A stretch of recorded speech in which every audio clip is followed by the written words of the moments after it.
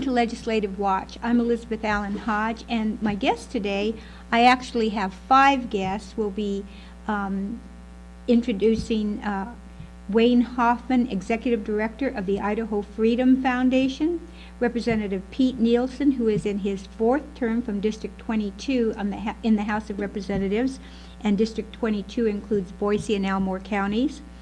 Chalice McAfee, who is the chair for District 16 of the Ada County Republican Party and also represents Idahoans for Liberty. And Rick Needhammer, former law enforcement officer and a member of the Sons of the Republic.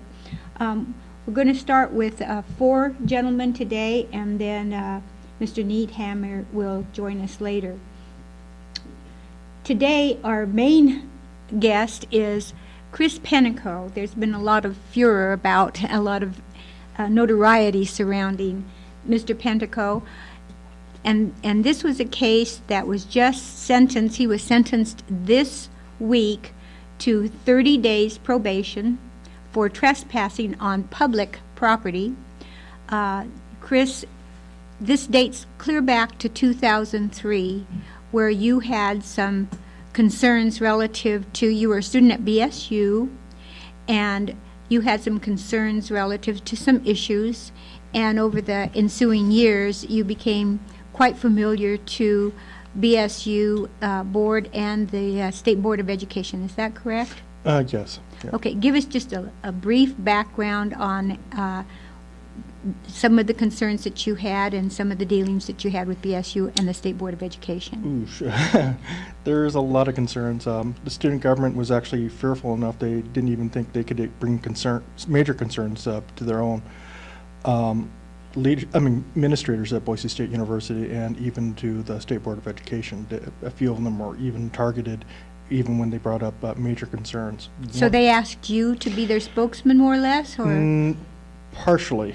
They knew I was going to go in front of the State Board of Education, bringing some concerns, and when I brought a concern in front of the State Board of Education the first time I went in front of them, President Kestra agreed to handle the problems. And we didn't have to present the information in front of the State Board of Education. He unfortunately reneged on his offer, and there were some retaliation issues afterwards. Okay, so I know that in the research that I've done here, there is an actual letter of apology for your not being treated the way that you felt that you should be treated. Mm-hmm. But then a couple years later, as things heated up, there was another letter, not from the president, but from people at BSU, more or less stating, look, you've come to us numerous times. We're tired of hearing from you. If you want, we think that you should focus your attention on your education and quit bothering us. Brief summary. So you, not being the type of person to let things lie, continued to share your concerns. And now we fast forward it to 2008. House of Representatives, State Senate is in session. You were on the Senate side speaking to some people, and you noticed that there was an officer, or a security guard that was looking at you, and you found out that he had asked some questions about who you were. Several days, a week later, you came in and you were met at the door, and tell us what happened. He told me, do not contact legislators, do not email them. You're not welcome at the Capitol Annex. And that was the first officer that I was greeted. Then the officer that was looking at me strange earlier on, he came up, reiterated the same statement, and then added the Bora building, the 3rd and 4th floor specifically.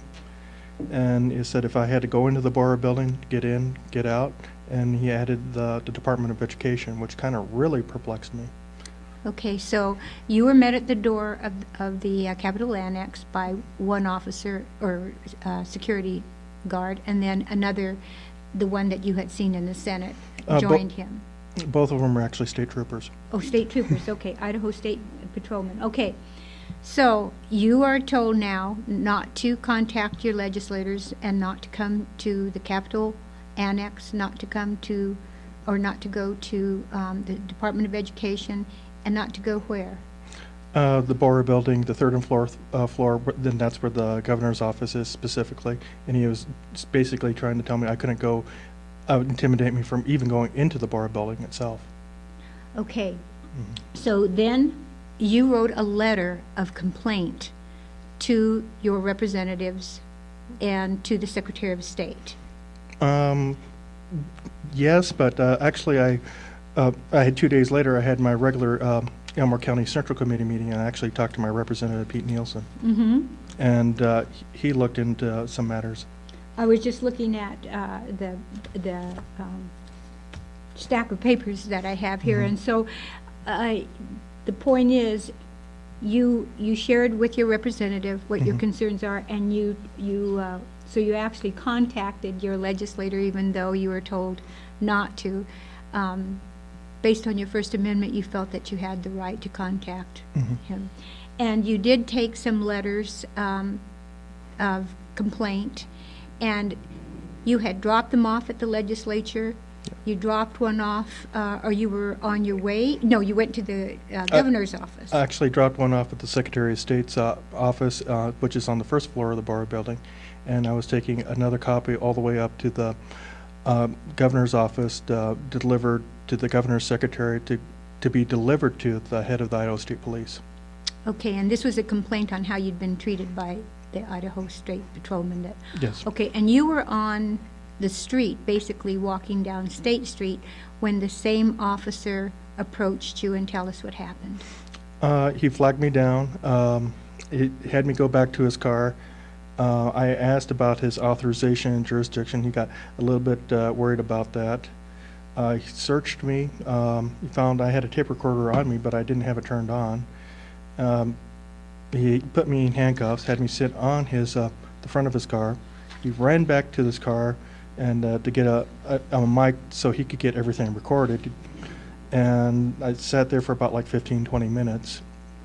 When he finally came out, and even I talked to a few security men and officers and a few state troopers that were going by, he came out to take me out of my handcuffs, and he had some problems with that. He actually had to borrow somebody else's key actually to get me out of the handcuffs. He cited me for trespass. And this was the first time I ever saw, or heard trespass here. I knew So he told you couldn't go there, but he didn't actually say that you would be guilty of trespassing if you attended. Okay. And so, according to his report, as I read it, he double keyed you and felt that you were a flight risk, just because. Why? Because you just kept walking when he saw you? I walked 2 or 3 steps, threw up my head, and I was like, I can't believe this. I mean, this is the very person I just left the Secretary of State's office, the governor's office complaining about. And Okay. and that alone was troublesome for me. Okay, so now you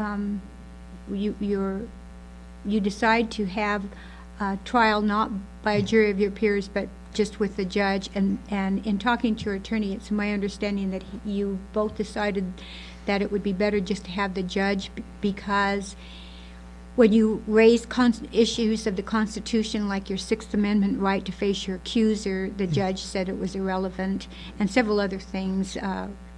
First Amendment right to redress of grievances, irrelevant. So you didn't really feel that he was going to let the jury hear anything. And yes, and that was the main reason we went with the judge trial instead of the jury trial. And that kind of perplexes a lot of the people in the public. Why a judge trial instead of a jury trial? And I can understand their concerns. So you were basically found guilty by the judge, and the sentencing was on Monday. And at the sentencing, he gave you 30 days probation and said as long as you don't get in any trouble, the whole thing will be dismissed. You were not fined any money. And by the way, ladies and gentlemen, the courtroom was packed. They had to move from the court that they had set up for you to a larger court, and even then it was packed and filled to out.